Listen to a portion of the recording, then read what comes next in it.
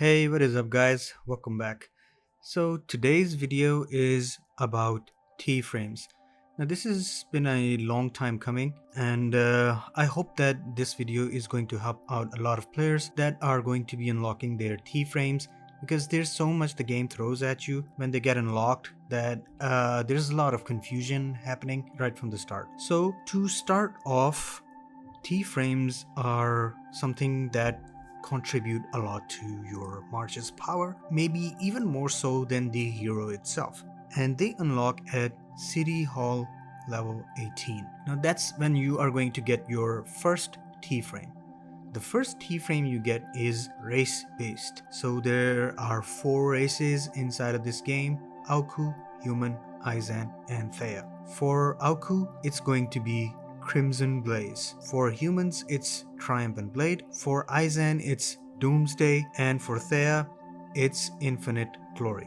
Now, what's recommended is that you run Doomsday on your main first and you do Triumphant Blade on your farm, right? So your main should be Izan just so you could grab Doomsday. If you want to switch to anything else, or if you want to switch right before you hit City Hall 18 to Izan, then you'll grab Doomsday by default. That's what's going to unlock for you. Okay, so that's a tip just for people that want to follow my guide on this. This is by no way the holy gospel, and there are a lot of other opinions on it, but this should help you out if you do decide to follow what I'm about to tell you next. The next T frame is going to unlock at City Hall 25. Now this is something the game gives you the choice on. So you can pick whatever T frame you want next, and these are the 2 free to play methods to grab your T frame. The other way to grab a T frame is Iron Ambition, which is a paid battle pass, and that also gives you one method of unlocking the T frame of your choice. The other one is Colossal Ambition, which is $100, and it's also expensive. So there are total 5 T frames inside the game, and I hope that whichever choice you go with is good for you. So the first thing you need to do when you do unlock your T frame is to build this. It's the T frame dock, sorry, and go into this tab over here. Now, Diamond Synthesis is something that's going to unlock later in the game for you. What you will have is component manufacturing, and it will give you options like these, 3 at one time. Now if a gold option appears for any of this, select an attribute thingy, always go for that one, manufacture that first. But these are something that need to be run again and again until, of course, you get your desired results. So first thing I want to discuss here is that you need to first invest in your T-frame's skill tree. It should look something like this, and it starts from Fission era, right? You will have these first 3 nodes. It's the same for every T-frame. You have 3 nodes in the beginning. Now this is the first node, which is going to unlock the first fuel core interface for your T-frame. And then there is the attack damage and basic attack. Next is Fusion era, which unlocks the accessory interface for your T-frame. Just to show you what they are, this is an accessory interface, this is a fuel core interface. Each T-frame can support 1 accessory and 2 fuel cores. These are unlocked through the skill tree over here. And up till season 2, you will have Fusion, Fission, Rotating Black Hole, Antimatter, and 0 Point Energy era. When you enter More Star, you will get Dark Energy era, and I'll discuss that as a bonus for players if they want to know what's coming up ahead in the game. But for now, let's discuss just this, right? So your fuel cores and your accessory interfaces are unlocked through here, and they are also maxed out through here, so you can get the maximum amount of bonuses for them. The next thing you need to know is that you need to be running this component manufacturing thing at all times, so you can get your desired fuel core, you can get your desired accessory interface.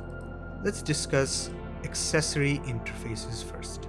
Now if I come into the component storage tab, that's right over here, it's this point.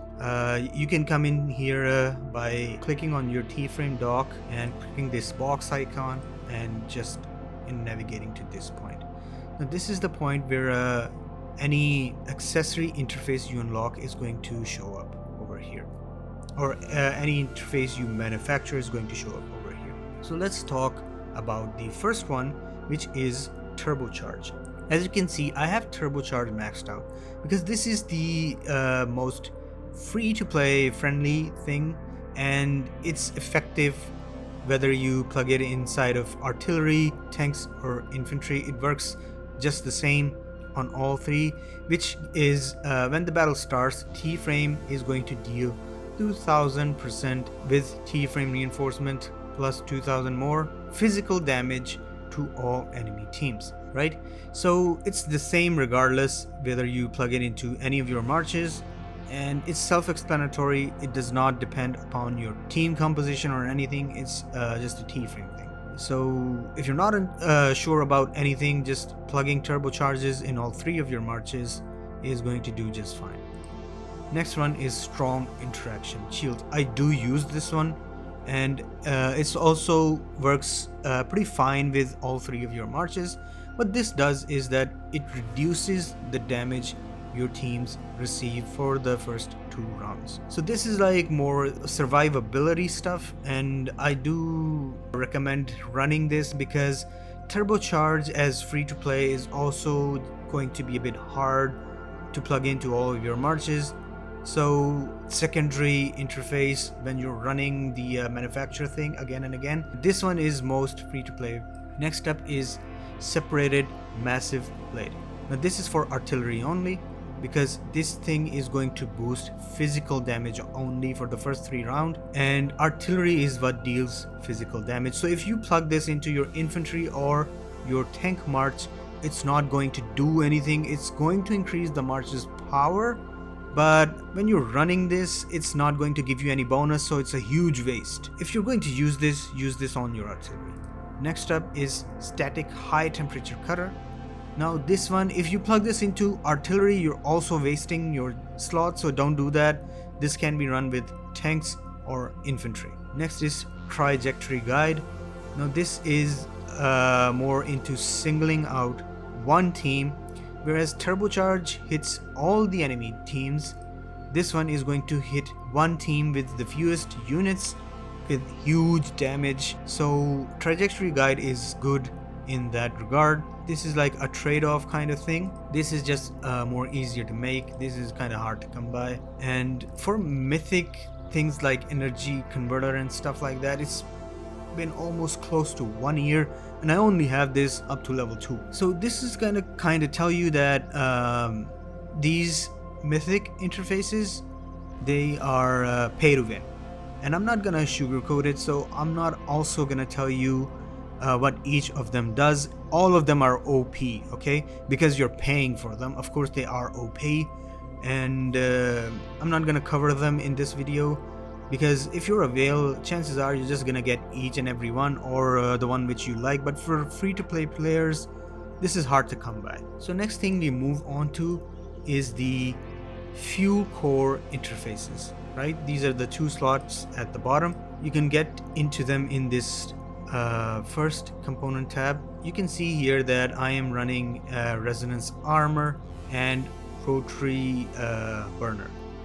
But what I do recommend, look, I'm running this for in my infantry. I'm running these 2 vortex extractors for my artillery, and I'm running this Tesseract AX and torque pressure valve for my tanks. I still haven't gotten all the desired stats that I would want, and I do keep running the manufacturer thing even now. So what I recommend you get for tanks is the HP stat, this over here. What I recommend you get for infantry is the infantry defense stat over here. What I recommend for artillery is the artillery attack, because tanks have the most HP, you want to boost it out more. Infantry has the most defense, you want to boost that out more. and artillery has the attack stat, so you want to boost that out more. Okay, now discussing what has happened for us in More Star, we got introduced to T-frame daemons. These are some things that are going to drop for you when you kill xenocators.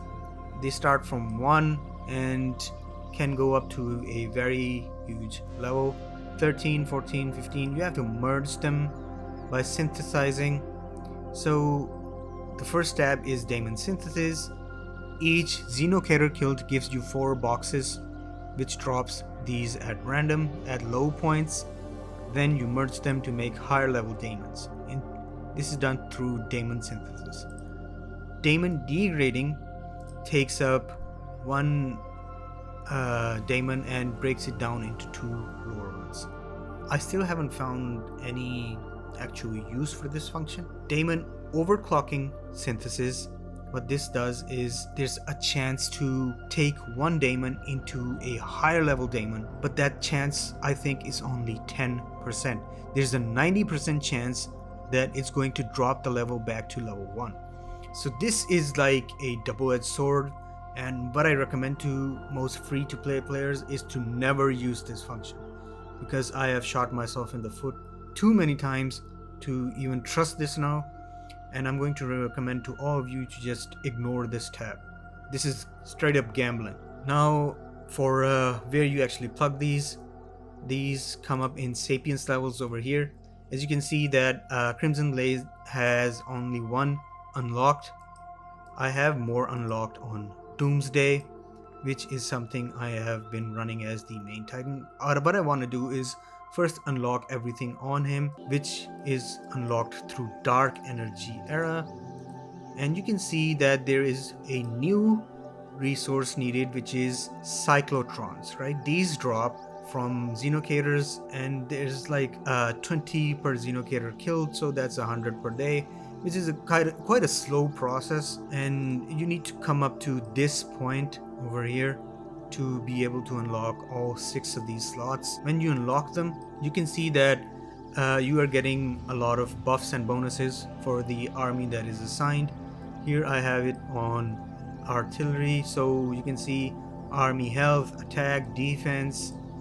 Then there is critical defense system, decreases enemy critical strike chance. Then there is combat speed, skill attack, skill defense. At level 70 you see that T-frame gets this sentient led strategy, which is when your T-frame sapience level is higher than your enemy's army will receive an additional 1500 damage at start of the battle, disregarding skill defense. Okay, this is something that the T-frame itself is going to do. So if you are Sapiens 70 and the army you are facing has Sapiens level 67, this is going to activate. If they are Sapiens level higher than yours, this is not going to activate. Going down the tree at 85, you have when your T-frame Sapiens level is higher than your enemies, adds an Android Legion of extra 5% unit to our hero-led teams at the start of the battle. So that's like getting 5% more HP and 5% more everything, like army buff to all of your hero assigned teams at 85. This is pretty good. Then you have it at 95. When your T-frame Sapiens level is higher than your enemies, your T-frame will enter rage mode, an ability to deal damage to entire enemy army in an attack. So T-frame is going to be raging in the battle if you're at 95. This is the same for all T-frames. It's not T-frame specific, like this is not just the skill tree for Doomsday. There's no different stuff for all the other T-frames. It's the same. And that is the bonus stuff that I wanted to show you guys. Hope you have a fantastic day. I will see you around. If you found this video helpful, please do click the like and subscribe button. It helps the channel out. It helps me make more videos. Peace out.